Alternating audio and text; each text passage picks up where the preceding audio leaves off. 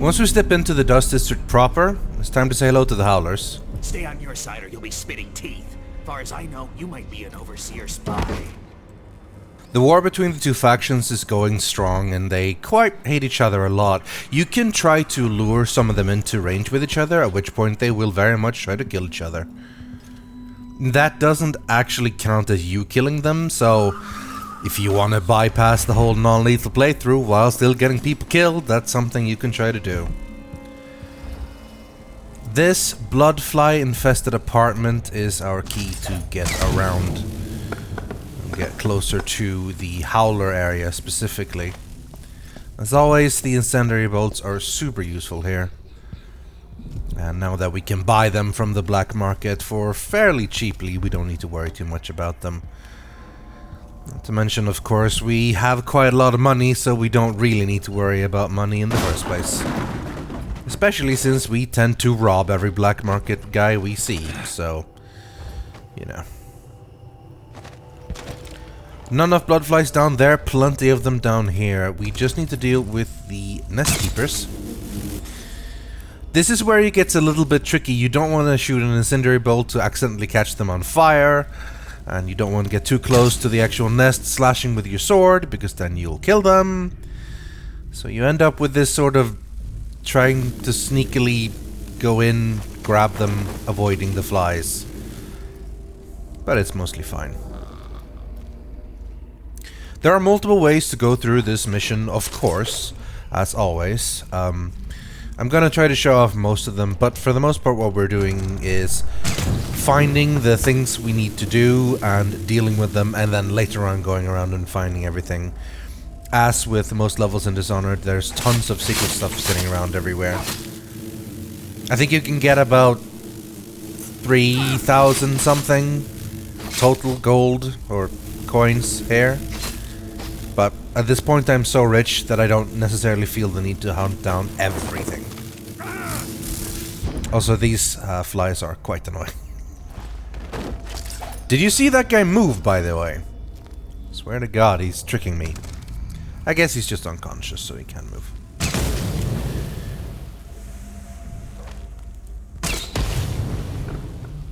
Being fairly liberal with the incendiary bolts, because, as I said, we can replenish them fairly easily as well. It's not that much in this room, though. There's a little bit of coins and stuff sitting around, but nothing super exciting, no real bone charms or runes or anything. The main reason we came here was because it leads us around the building, away from the Howlers. This is a doctor's, or used to be a doctor's apartment, where people came and tried to get healthy before everything turned to shit. There's not even any real flammable stuff sitting around here. For the most part, we don't need it.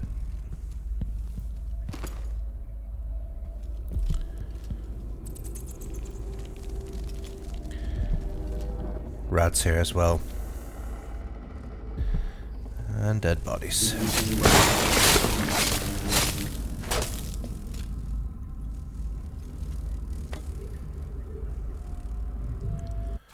As the accounting book, as you can see, the doctor has been trading more so than getting payment.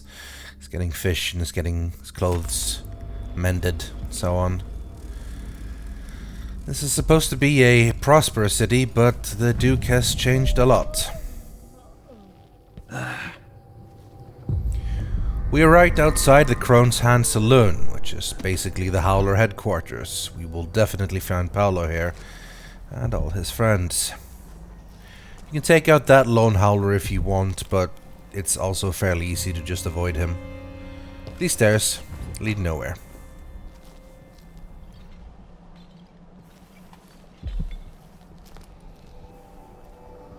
But here's where we came here for. Now we're actually inside the saloon.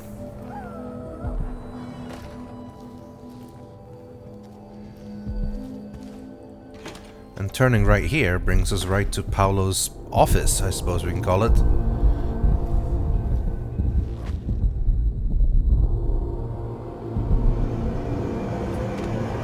This must be Paolo's place.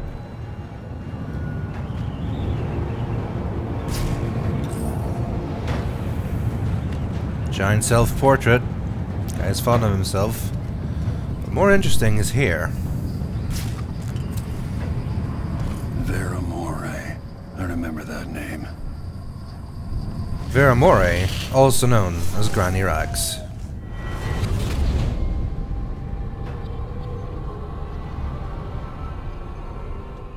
In case you're wondering, Paolo's not one of those unhinged cultists who believe I will grant them favors if they leave a big enough offering or play just the right musical notes. He doesn't care a fig for me. But he put up this shrine because he found the hand of an old witch I knew once. And Paolo saw right away that it pays to have an edge. Sometimes pieces of us linger long after we're gone. The Duke of Serkonos inherited a vibrant city and wasted no time stripping it to the bone.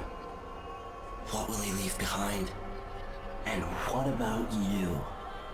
Who will you leave to pick up the pieces here in the Jewel of the South?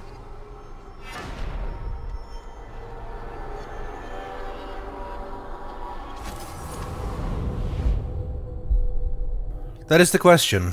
Who will we leave in charge? Hello. Kept the Grand Guard out of our homes.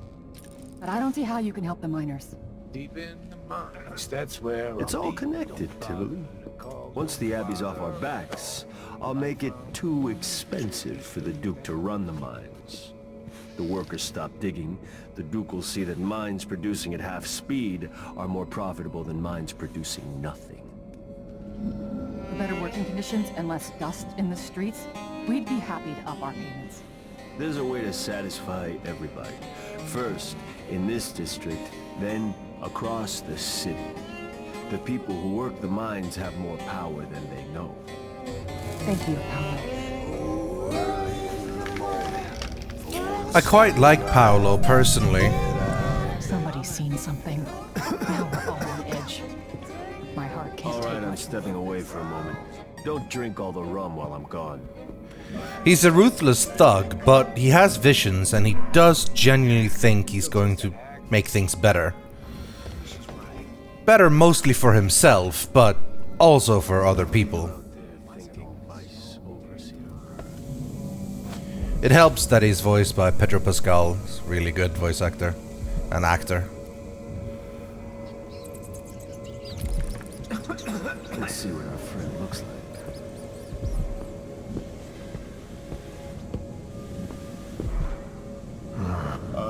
What's going on? Are we on a boat? Look at this guy, out of his I'll mind. take a day, just walk along. There are blood flies in the soup. You guys see that, right? Someone's going to be in a lot of pain tomorrow. Blood flies crawling all over the soup, just lapping it up. You're almost there. Maybe you need just a little bit more.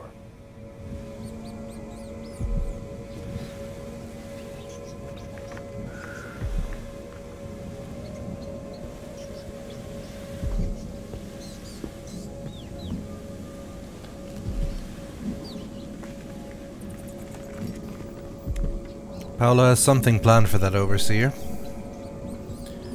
We're not gonna end up finding out exactly what, because this is the time to deal with him.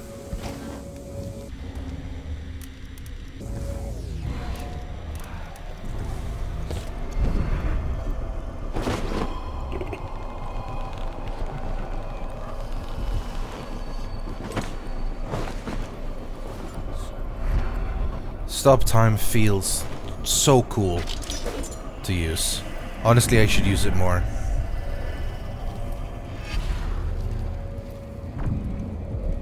Paolo has bone charms that prevent him from, as you know, being killed. You have to kill him twice in one day. Choking him out counts as well, as we saw before in the shop.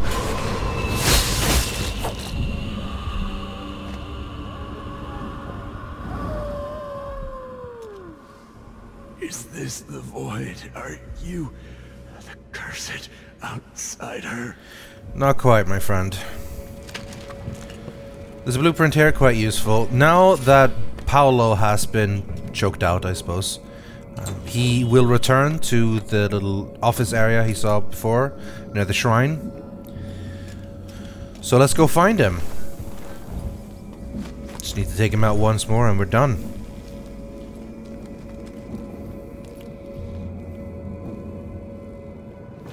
We're bringing this howler dust with us. I figure it's poetic, dealing with him with his own little flash powder. Clouds. Like an iron lid on the city.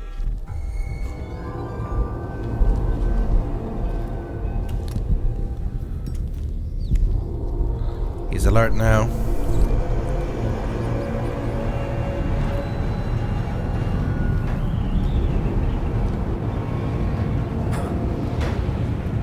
And here we go. I can't see shit!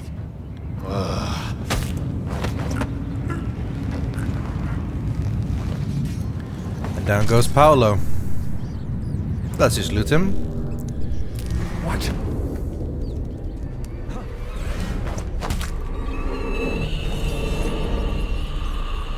Paolo had Granny Rag's hand. Hence the name the Crone's Hand Saloon. These bone charms are probably the main reason Paolo got as strong as he did, and why he managed to take the Howlers to the position where they can properly fight the Overseers and drive away the Grand Guard. But we've taken him out now, and we've gotten his bone charms.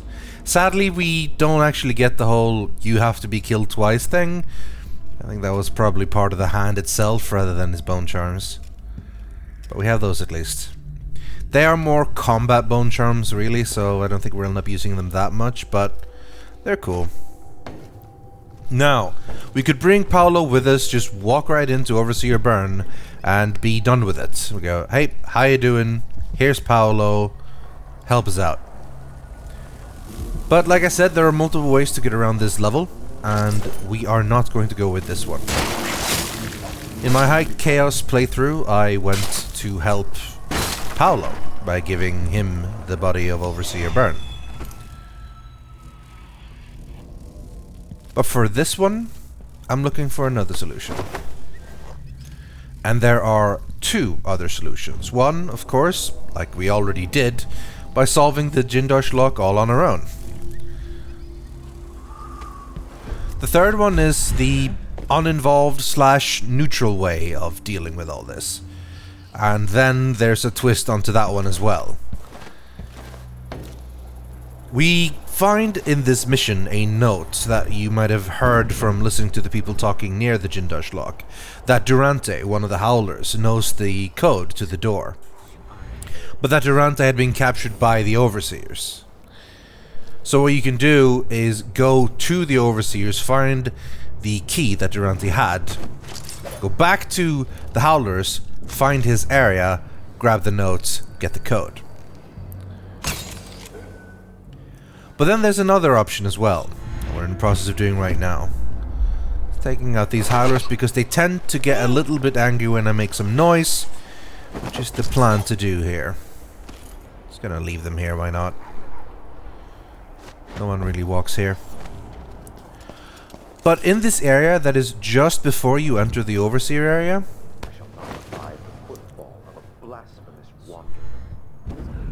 is a silvergraph shop.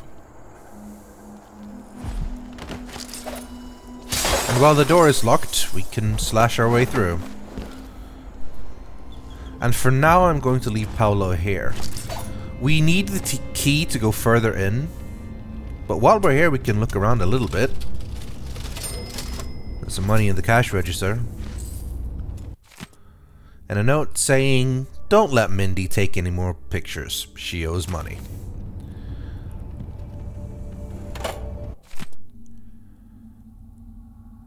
Wedding silvergraphs and a nice little poem, I suppose. This is a collectible. With me on it. Who exactly took this picture and had time to put it in the silvergraph, I have no idea. Makes not so much sense, but whatever, it's a cool picture. this little apartment is Mindy's apartment. We met her all the way back in one of the first levels. And now we can start piecing things together here. She clearly has some interest in the occult, particularly in tattoos. From a variety of notes and stuff here, we can find that she's planning to check out the whale, get some of the blood to make ink for the whale blood tattoos. We can find out why she was hunting after that corpse, because he had tattoos on his body as well. She knows that part of the power Paolo has is from the outsider, and she's trying to find something different. There's no more notes than this. Is a lovely love letter, by the way. There's more notes about this around in the level. Find some of it I'll show off, some of it not so much. But it's pretty interesting. I think the storm's passed. It has, and now we can move into the overseer territory. Where those rats come from? First of all, what rats? I don't even know. This place can be a little bit tricky, but generally if you stay high, most of them won't ever see you ever. This is one of the areas that even in the highcast playthrough, I tended to just play through He's Ghost. upstairs now, so I assume we'll learn something before long. I'd wager it'll all be over soon. I'm surprised it's taken us this long to deal with a mob of ruffians. You know what the strictures say about wagering, brother? The Howlers are merciless, and Paolo carries the outsider's blessing. Some talisman come straight from the jaws of the void itself. Keep that in mind, or you'll find yourself bleeding out in some alley. Forgive me, Brother Mikos.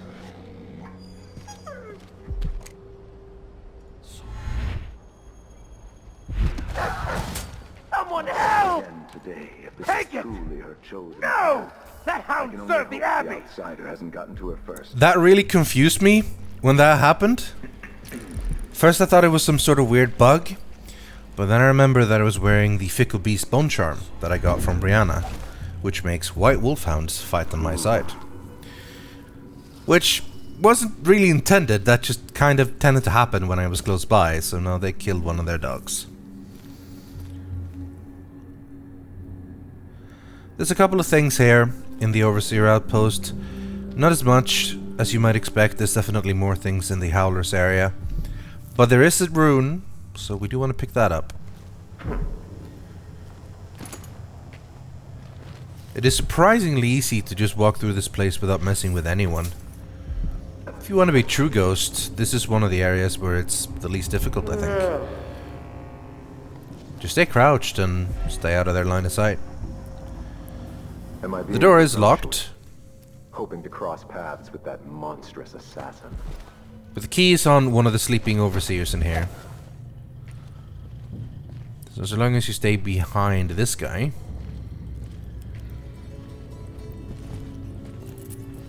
grab the loot. Still no word from our sisters. Strange. Very strange indeed.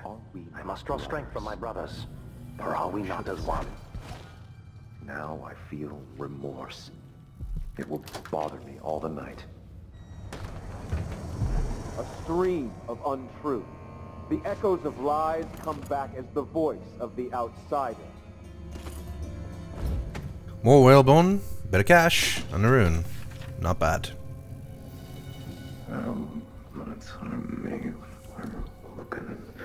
I don't even know. The reason we come here, of course, is for Vice Overseer Byrne. And he is further in this floor.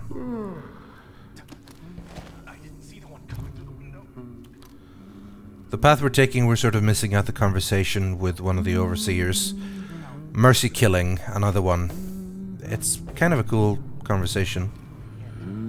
If I have to go, it warms my spirit to spend my last minutes with a true friend.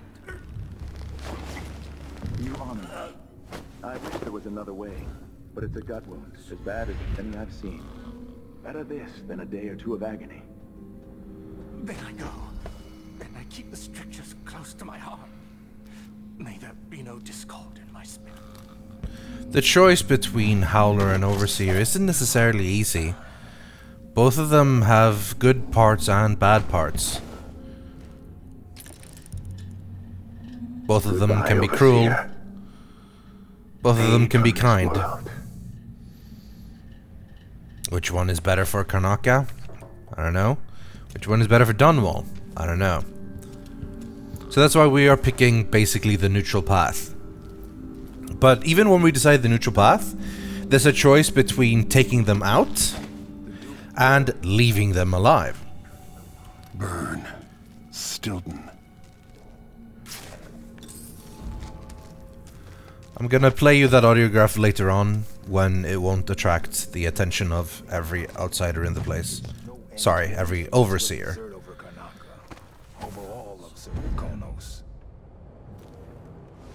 Dozen overseers have died trying to bring Paolo down. We've struck him fatal injuries, and somehow he comes back the next day to fight again. Whatever witchcraft he has, even the ancient music is ineffective. I believe Paolo is in possession of some unclean artifact. It's my fear that he has to be killed twice in one day. And the Duke won't help? The Duke is no friend of ours. He exiled me from the Grand Palace, and he's done everything possible to push the Abbey of the Everyman out of Serkonos. The look on his face when he dismissed me from court. There's something wrong with people who live in palaces for too long.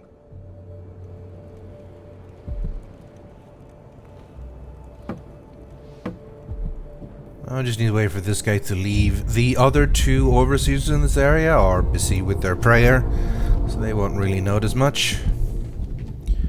This guy would, so I'm waiting until he's gone.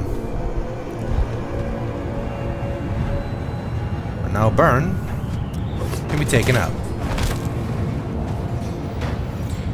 The drop takedowns are surprisingly quiet. Sit here for 1 second, Burn, while I pick up the bone charm. And Durante's key. They detained a Howler downstairs, and you can go down to the cell later on if you want. But basically now we have his key, we can go back and find his room. We're gonna bring Burn with us.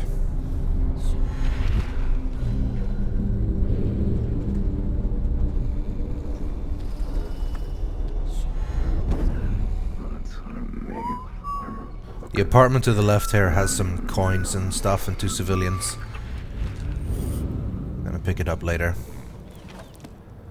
For now, I'm doing the standard thing of blinking between rooftops, waiting for the mana to regenerate.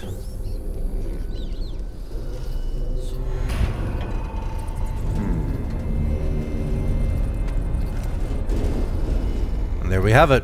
Both Burn and Paolo in this little place. Safe.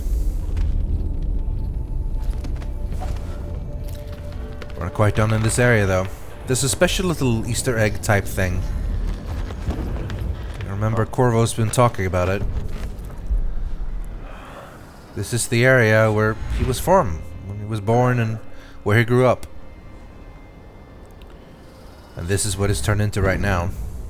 He's probably not very happy seeing what's become of the Batista district.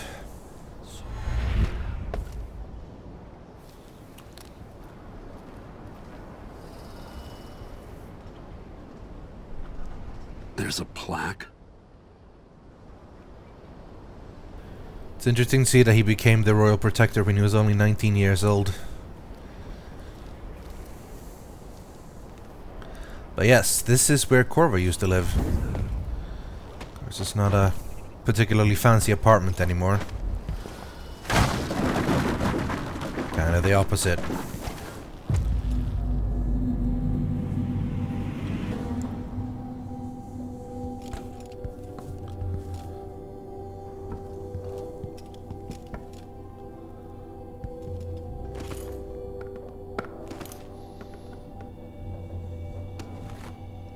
The trophy I got for the blade Verbena.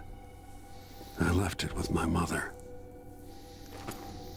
I find it interesting he still had some raw whalebone all the way back then.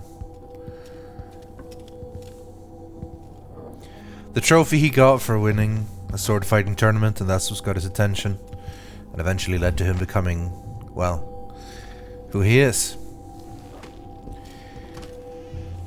In this room we can find the diary of his mother.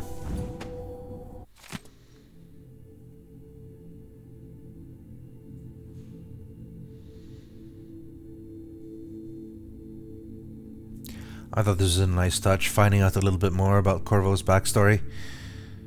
Would have been so easy to just ignore the fact that we are back in his homeland, but that is where we are. It's been over 30 years. So much has happened since I left.